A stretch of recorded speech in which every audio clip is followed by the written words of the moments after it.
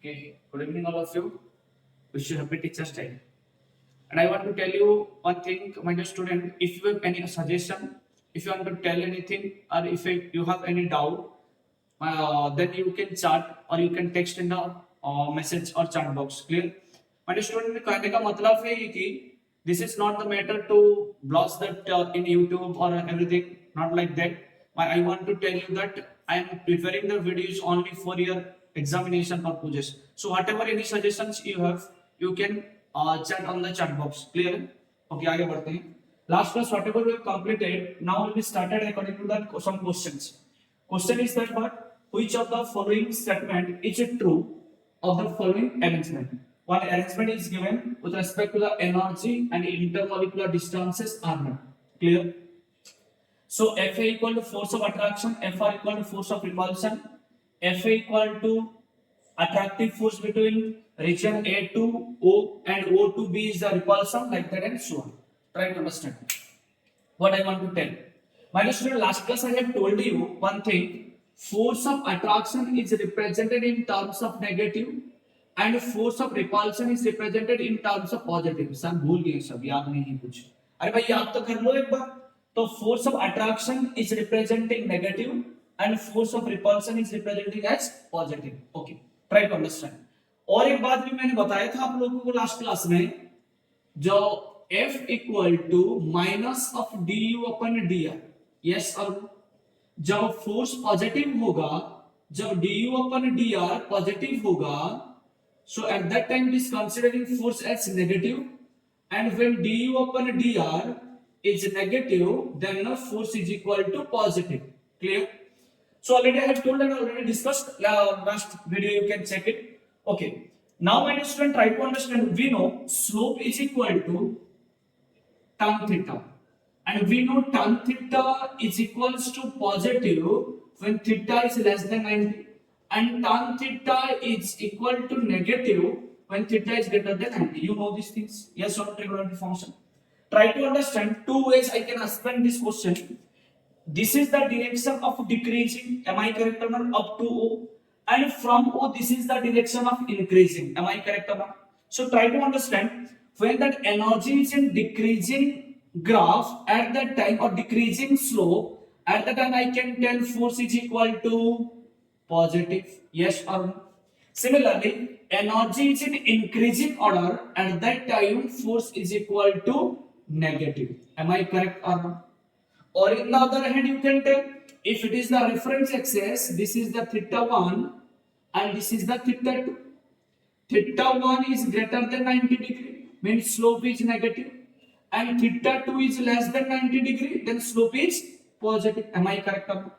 So when slope is positive, force must be, when slope is positive, force must be negative. When slope is negative, at the time it is known as positive, it will become. Yes or no? Try to understand now. So I can conclude force of positive is what? Force of positive equal to repulsion, force of negative equal to attraction. So in the region A to O, repulsive, whereas O to B, attractive. O to B, attractive, and A to O is repulsive. So option number B is the right answer. कितना आसान question है बताओ जी? Yes or no? थोड़ा सा concept build हो जाएगा, धीरे धीरे क्वेश्चन बनाते रहेंगे तो कॉन्सेप्ट धीरे धीरे बिल्ड हो जाएगा. ठीक है ना? आगे बढ़ते हैं. देख लो. ओके, स्टार्ट करते हैं. तो पहला वाला क्वेश्चन समझ में आ गया होगा, कॉन्सेप्ट बिल्ड हो जाएगा होगा. और पीवाईक्यू में और क्वेश्चन लग रहा है ना, थोड़ा सा कॉन्सेप्ट आगे लेते हैं, देखते हैं क्या होगा. So my student, last class we completed types of solids. अब चलते हैं थोड़ा इसका प्रॉपर्टी को. One is elasticity,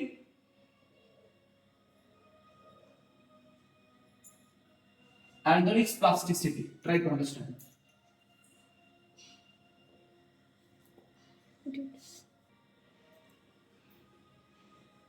Okay. Try to understand. Elasticity means क्या है?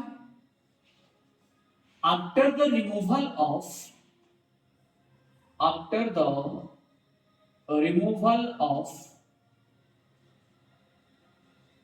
external force,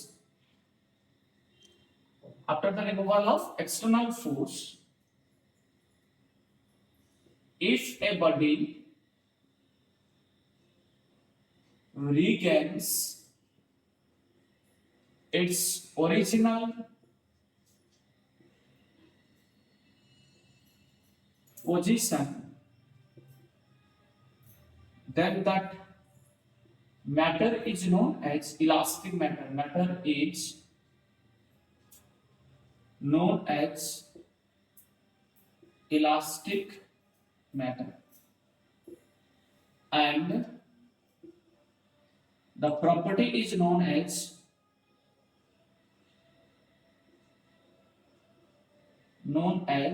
elasticity.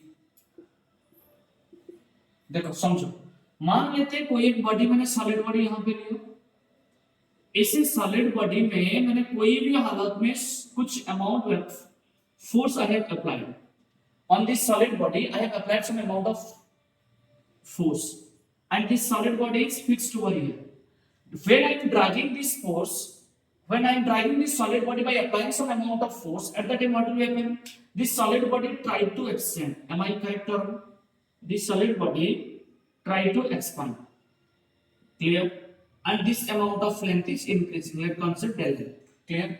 When I release this force, when force is here, well, just imagine I will cut this amount of force. And you should try to understand. When I am applying the force, automatically due to intermolecular attraction in opposite direction, one force is creating, that is known as restoring force. Try to understand again. When I am dragging this body in this tension zone, at that time intermolecular attraction means there is an atom is present over here, another atom is present over here. ये दोनों के बीच में force of attraction काम करेगा. Clear है? So at that time in the opposite direction of the applied force, another one force is acting, that is known as by what? Restoring force. Restoring force. This restoring force, or that is known as, okay, the restoring force is developed due to interatomic force of interatomic force कर दो, वो attraction भी हो सकता है, repulsion भी हो सकता है, no problem. When I am dragging in this direction, it is attractive. When I want to compress, it will be repulsive. Clear ना? So try to understand. क्योंकि आपको पता है ना, जब R naught बहुत बहुत छोटा है, तो ये क्या हो जाएगा? रिपल्सिव तो होगा. तो जब कंप्रेस्ड करेंगे इसको, तो इंटरएटॉमिक डिस्टेंस और भी छोटा होगा. जनरली इंटरएटॉमिक डिस्टेंस तो छोटा ही है, तो अट्रैक्शन है. जब बहुत छोटा हो जाएगा वो क्या हो जाएगा? रिपल्सिव होगा. तो मैं कंप्रेस करूं तो बॉडी को, इनका इंटरएटॉमिक डिस्टेंस क्या हो जाएगा? और भी छोटा होगा. जब और छोटा हो जाएगा वो क्या हो जाएगा? रिपल्सिव बनेगा. Similarly, when I am dragging this body in this direction, clear? At the time the spacing is increasing, means interatomic attraction will be developed. Clear? वही जो इनका accumulation में जो फोर्स बनता है, नेट रिजल्टेंट फोर्स, इसको क्या बोलते हैं? Restoring force. तो वो रिस्टोरिंग फोर्स क्या करेगा? जब ये अप्लाइड फोर्स खत्म हो जाएगा, इसको रिमूव कर देंगे, at that time वो restoring force try to drag this body to its original position. Again it try to drag this body up to its original position. Clear? When the body is coming to its regain its original position, then that is known as by elasticity. Only position नहीं हो सकता है, original shape हो सकता है, original size भी हो सकता है. इनका original shape, size और position को आ गया तो मटेरियल क्या बन गया? इलास्टिक बन गया. क्लियर है? तो अब कंक्लूजन में चलते हैं. ये जो regains the original position, same statement, same to same statement, can't regain its original position, then that is known as plastic matter, and the behavior is and the property of matter is known as plasticity. इसी property को क्या बोलते हैं? Plasticity. Mind student, यहां पे एक objective question मिला क्या ना, जो इलास्टिक प्रॉपर्टी है ना, elasticity, elasticity is due to inter atomic force. किसके लिए है? इंटर एटॉमिक फोर्स है। ये ऑब्जेक्टिव क्वेश्चन है, किसी पार्ट में है स्टेटमेंट वाला क्वेश्चन, बाद में बनाएंगे, देख लेना क्वेश्चन, ठीक है ना। Can regain its original position, कौन? Matter, then that is known as my plastic matter or the property is known as my plastic property. So मान लेते हैं कोई एक सॉलिड बॉडी यहाँ पे फिक्स है, ठीक है, मैंने यहाँ पे कुछ फोर्स अप्लाई कर लिया and the solid body is extended. मान लो पॉलीथीन है, अच्छा एग्जांपल है पॉलीथीन, इस एक्सपांड कर दिया कितना? Del L M. जब मैंने फोर्स को रिमूव कर दिया एट द टाइम, मान लेते हैं यहाँ पे फोर्स है ना, तो ये जो फोर्स जब है वो तो रिस्टोरिंग फोर्स होना चाहिए, है कि नहीं? जब ये फोर्स को मैंने रिमूव कर दूं, ये रिस्टोरिंग फोर्स क्या करना चाहिए? इनको ओरिजिनल पोजीशन लाना चाहिए, यस और नो। बट ये नहीं आ पाता है। मान लेते हैं पॉलीथीन है, एक बार खींच लो, एक्सपांड हो गया, ओरिजिनल पोजीशन को नहीं आएगा, तो ये क्या बन जाता है? Plastic body.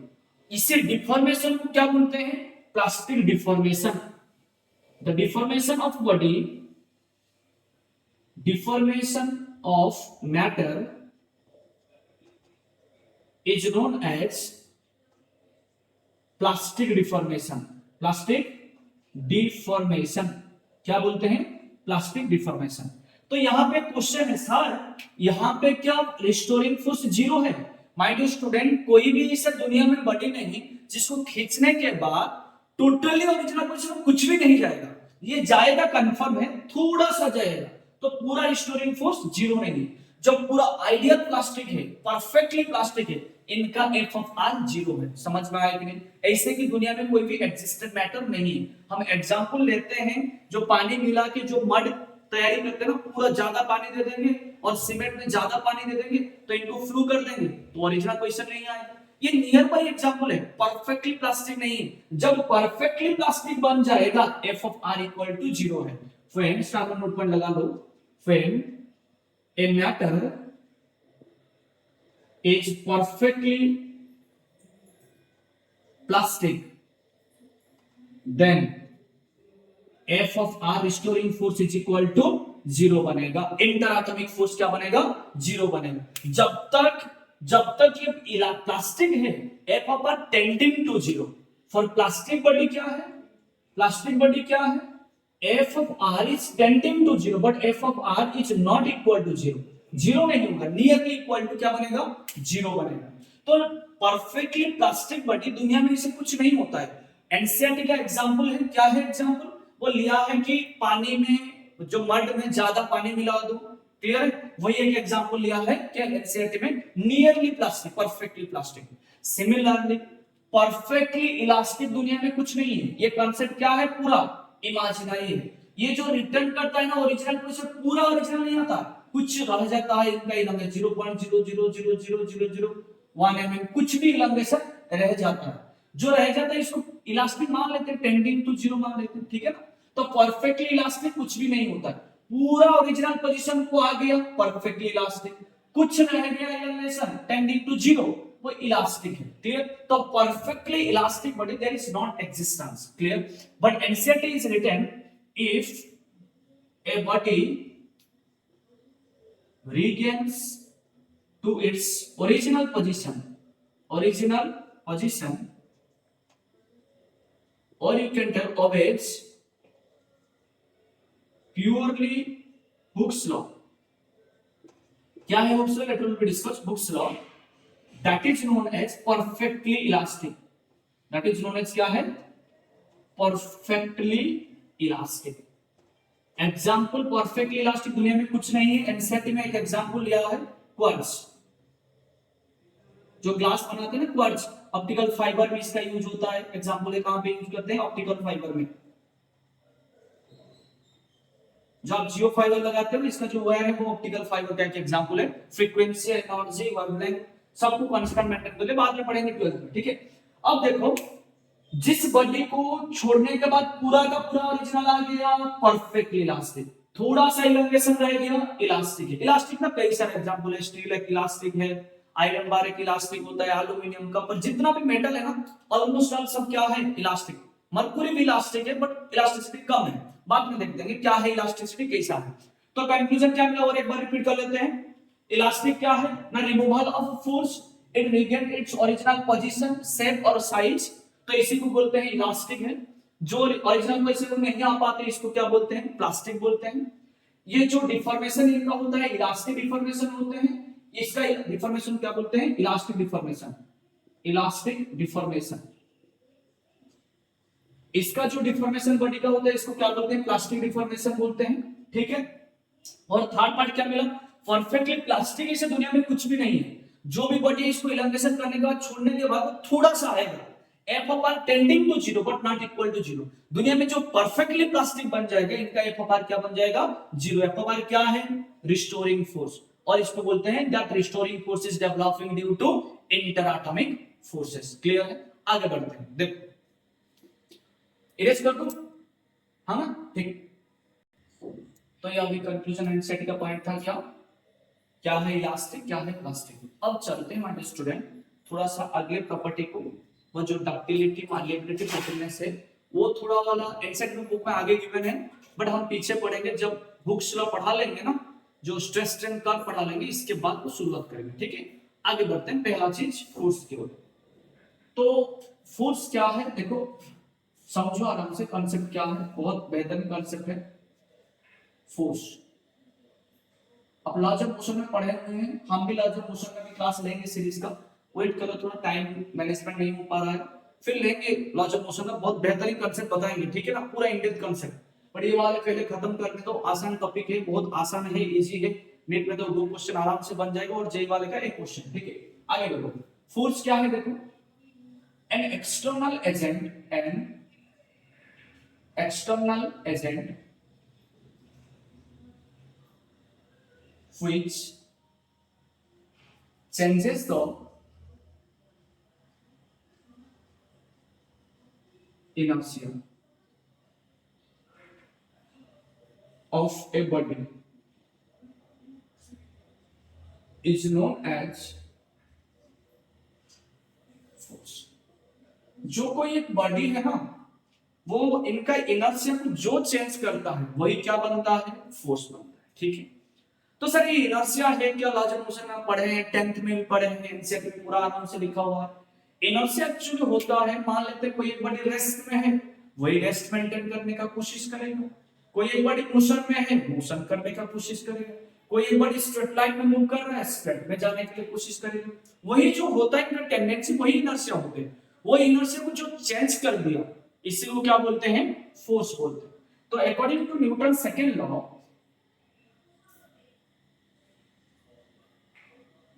according to Newton's second law,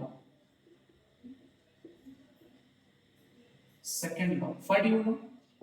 Now sir, rate of change of linear momentum, कई सारे बुक में मोमेंटम गिवन है भाई, गलत है। एंगुलर मोमेंटम के साथ ये कुछ भी रिलेशन नहीं है, ठीक है ना, गलत है, बार बार बोल रहा हूं, ये लिनियर मोमेंटम होगा। तो rate of change of linear momentum with respect to time is equal to my applied force. Try to understand sir ये मोमेंटम क्या है, देखो आराम से। Sir momentum p is equal to mass into velocity है, फिर m क्या है, लिनियर मास, और आप मास बोल सकते हैं, लिनियर मास, और इसको क्या बोल सकते हो, मास। v क्या है सर, लिनियर वेलोसिटी, क्या है, लिनियर वेलोसिटी। p क्या है सर, प्रेशर। अरे पागल, प्रेशर तो स्केलर क्वांटिटी होता है, ये वेक्टर है, तो ये क्या है sir, linear momentum, linear momentum. समझो आराम से चीजें। तो p इक्वल क्या बन जाएगा बताओ, मास का यूनिट केजी है इनटू मीटर अपन सेकंड, तो that is known as the unit of the linear momentum, and dimension क्या बन जाएगा, आपको ये तो पता है, m1 l1 t-1, ठीक है। सारा आप बोल रहे हैं ये लिनियर मोमेंटम है, तो एंगुलर मोमेंटम क्या बता दो, तो angular momentum L is equal to linear momentum में लिनियर मास, एंगुलर मोमेंटम में एंगुलर मास, लिनियर मोमेंटम में लिनियर वेलोसिटी, एंगुलर मोमेंटम में एंगुलर वेलोसिटी। तो L is equal to I into omega, जहां पे I इज इक्वल टू आप लिख सकते हो एंगुलर मास, और इसको आप लिख सकते हो मोमेंट ऑफ इनर्शिया, क्या है, मोमेंट ऑफ इनर्शिया। हम रोटेशनल मोशन में अच्छे से पढ़ेंगे मोमेंट ऑफ इनर्शिया, ठीक है ना। एंड डब्ल्यू क्या है, एंगुलर वेलोसिटी। क्या है, एंगुलर वेलोसिटी, समझो आराम से क्या है। हाँ देखो, मान लेते हैं कोई एक बॉडी है, ओके, सब कुछ मान लो, ठीक है। ये एक पॉइंट है, यहां से कुछ दूरी में बॉडी ऐसे एंगुलरली मूव किया, यहां पे टच किया, position number 1 to position number 2 body touch कर दिया। ये वाला दूरी भी r है, ये वाला भी दूरी r है। ये कितना है, मान लो dl है। ये वाला एंगल कितना है, मान लो d थीटा है। तो माइनस स्टूडेंट, आपको मैथमेटिक्स से सिंपल मेथड से पता है dl is equal to r times of d theta. Am I correct? अब क्लियर है। अब समझो, मान लो कोई एक सर्कुलर पाथ है, परफेक्ट सर्कुलर ना, अरे भाई मोटिवेट करो पागल, पूरा परफेक्ट सर्कुलर, ठीक है ना।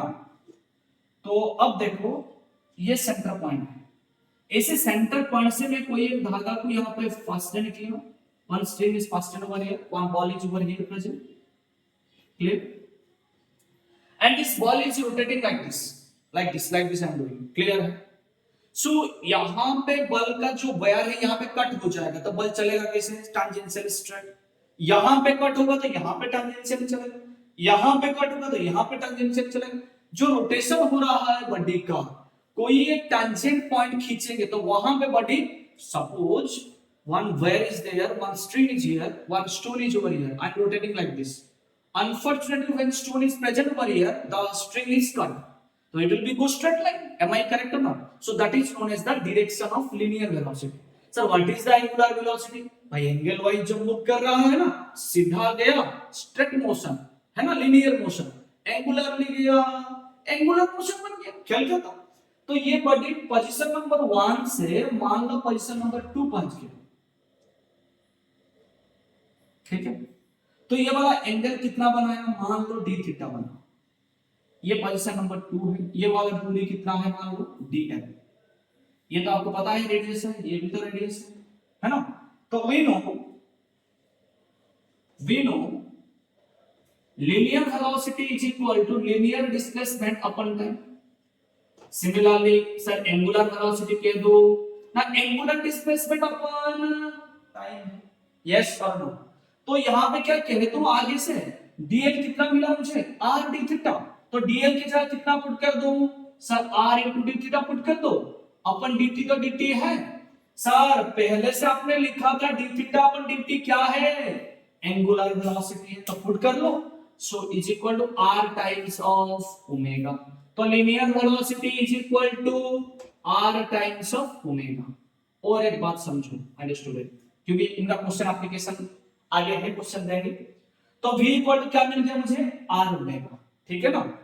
अब देखो कोई एक बॉडी ना, जब कोई एक बॉडी कोई एक सर्कुलर पाथ में चलेगा ना, इसको सर्कुलर पाथ में चलने के लिए कोई एक फोर्स काम करना चाहिए, this is known as centripetal force. Derivation circular motion में करेंगे, ओनली समझ जब कोई एक फोर्स यहां पे काम करेगा, वो वाला फोर्स क्या है, centripetal force. So FC is equal to क्या है,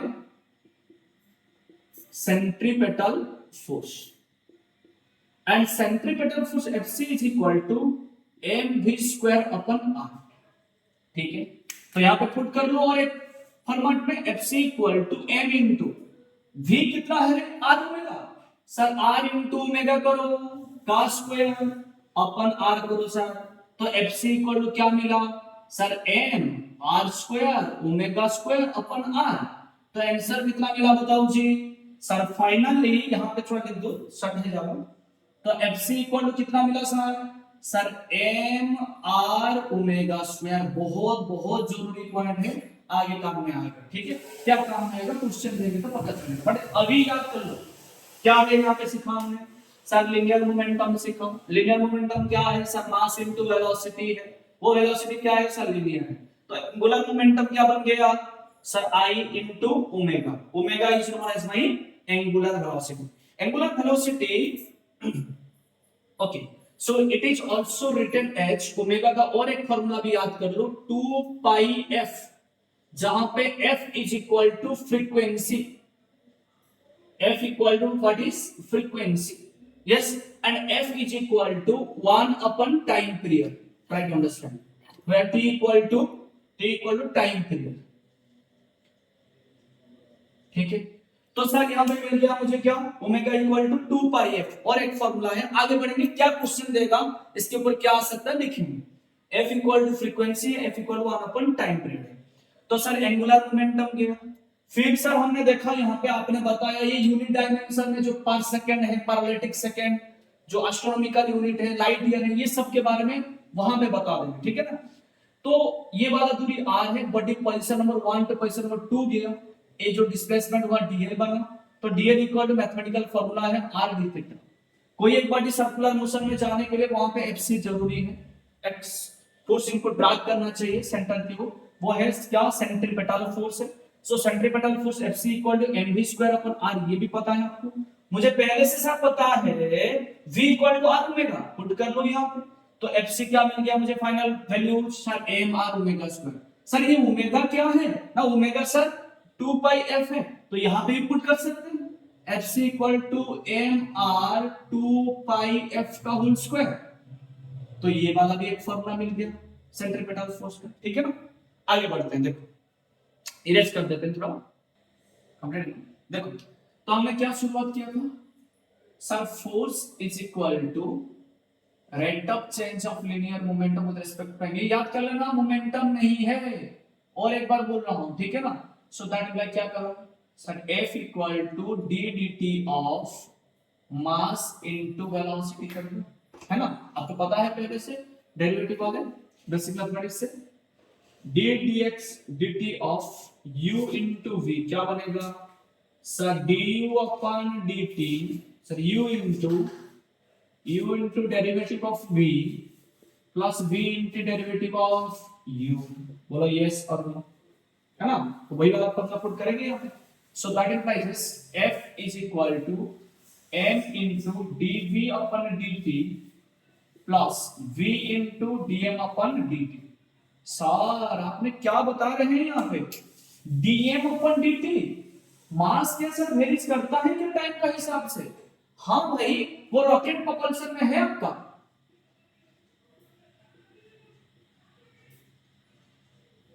अब देख लेना रॉकेट प्रोपल्शन वाले कॉन्सेप्ट पढ़ाएंगे, नहीं लॉज ऑफ मोशन पढ़ाएंगे, वहां भी बता देंगे मास वेरीज करेगा। सर एक एग्जांपल दे दो, मान लो आपका जो रॉकेट चल रहा है, आपका बाइक चल रहा है, मान लो बाइक का मास मान लो टैंक फिलअप है पूरा, आपका मान लो 2 क्विंटल है, 200 kg, तो ये कुछ देर चलने के बाद बाइक का मास धीरे धीरे रिड्यूस होगा कि नहीं, अरे जितना फ्यूल बर्निंग होते चलेगा उतना मास इनका रिड्यूस होगा कि नहीं होगा, होगा ना, तो मास भी वेरिएबल कांसेप्ट है, ठीक है।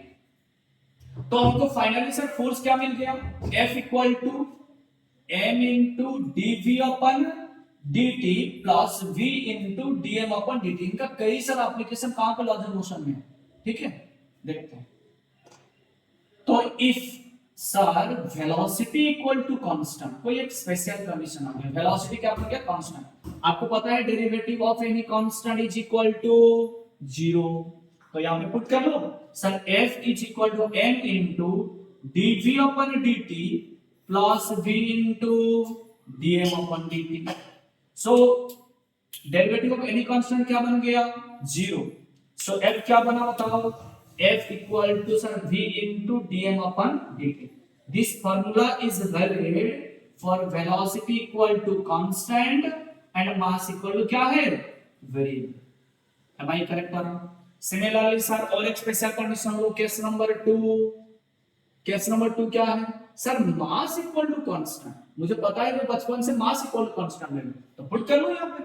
सो f is equal to sir m into dv upon dt plus v into sir dm upon dt। तो सर dm अपॉन dt क्या 0 बन जाएगा, हां है भाई, कांस्टेंट का डेरिवेटिव क्या है 0 है, तो अब पुट कर दो तो आंसर क्या मिल गया sir, f is equal to m into rate of change of velocity, देखो rate of change of velocity with respect to time क्या मिलेगा सर, पापा ने बताया था एक्सीलरेशन, तो लिख लो acceleration f equal to h, तो force equal to mass into acceleration, क्यों बना पता चला कि नहीं, क्यों बना पता चला कि नहीं, सब लिख देते हैं f इक्वल टू m, है ना। तो दिस इज द कॉन्सेप्ट, ठीक है। आगे बढ़ो, if body is under free fall condition, कौन सा condition, free fall condition,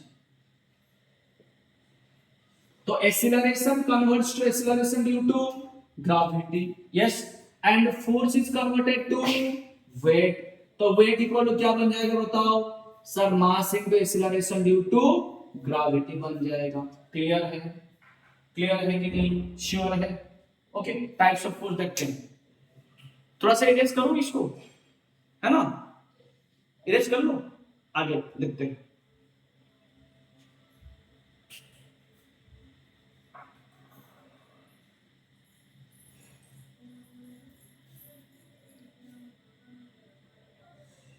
okay, अब देखो फोर्स कितना टाइप का है, हमारा जितना जरूरी पड़े वही डिस्कशन करते हैं। Force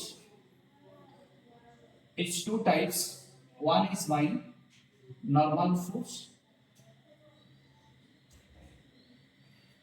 other is known as, एक नॉर्मल है तो एक क्या होगा, आप नॉर्मल पागल है नहीं भाई, शियर फोर्स, क्या है, shear force. Normal force means the force is perpendicular to the surface. Here force is tangential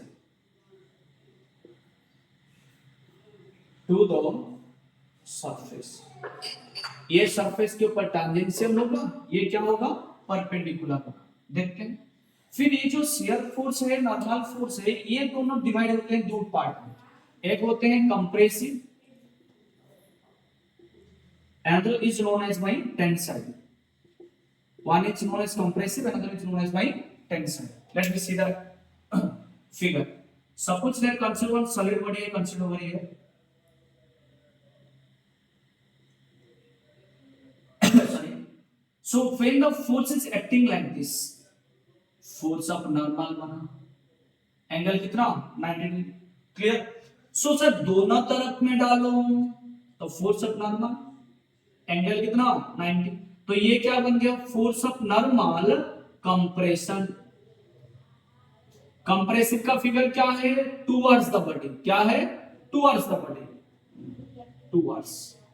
similarly sir और एक चमक दो, किसका सर, ये वाला क्या है, वही फोर्स ऑफ नॉर्मल है सर, ये सॉरी सर ये वाला क्या है, फोर्स ऑफ नॉर्मल है सर, ये वाला क्या है, वही फोर्स ऑफ नॉर्मल, भाई परपेंडिकुलर तो बन रहा है ना सरफेस के ऊपर, तो ये वाला बनेगा क्या, फोर्स ऑफ नॉर्मल टेंसाइल, तो ये वाला फिगर क्या है, अवे, क्या होगा, tension away, always away from the body, clear है। Next one is known as by shear force.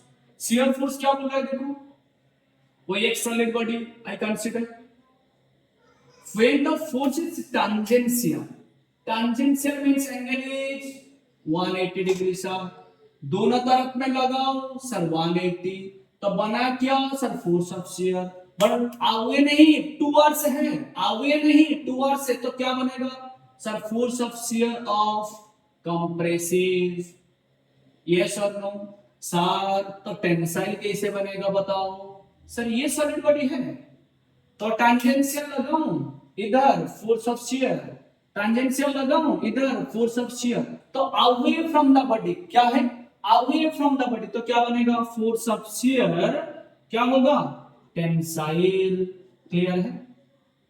तो इतना था आज का लेक्चर में, बेसिक कॉन्सेप्ट था, फोर्स क्या है, टाइप्स ऑफ फोर्सेस क्या है, इनका कैटेगरीज क्या क्या है, ये सब बता दिया। नेक्स्ट क्लास कंटिन्यू करेंगे, pressure, stress, strain, modulus of elasticity, Hooke's law, इतना खत्म करेंगे नेक्स्ट क्लास में, ये हमारा प्लानिंग है, देखते हैं क्या हो रहा है, ठीक है ना। कोशिश करते हैं कल एक क्लास ले लेंगे, कल जन्माष्टमी है तो छुट्टी भी है, तो कल एक क्लास ले लेंगे, ठीक है ना, एक दो क्लास ले लेंगे। और 12th के लिए बड़ी सी बात है कि कल कोशिश करेंगे 12th स्टूडेंट के लिए और ड्रॉप आउट स्टूडेंट के लिए क्या लेंगे, मैग्नेटिज्म का चैप्टर शुरुआत करेंगे, मैग्नेटिक इफेक्ट ऑफ करंट, ठीक है ना। Thank you, good night all of you, wish you all the best for your bright future, and you must be the would be doctor and engineers of India. Thank you, good night.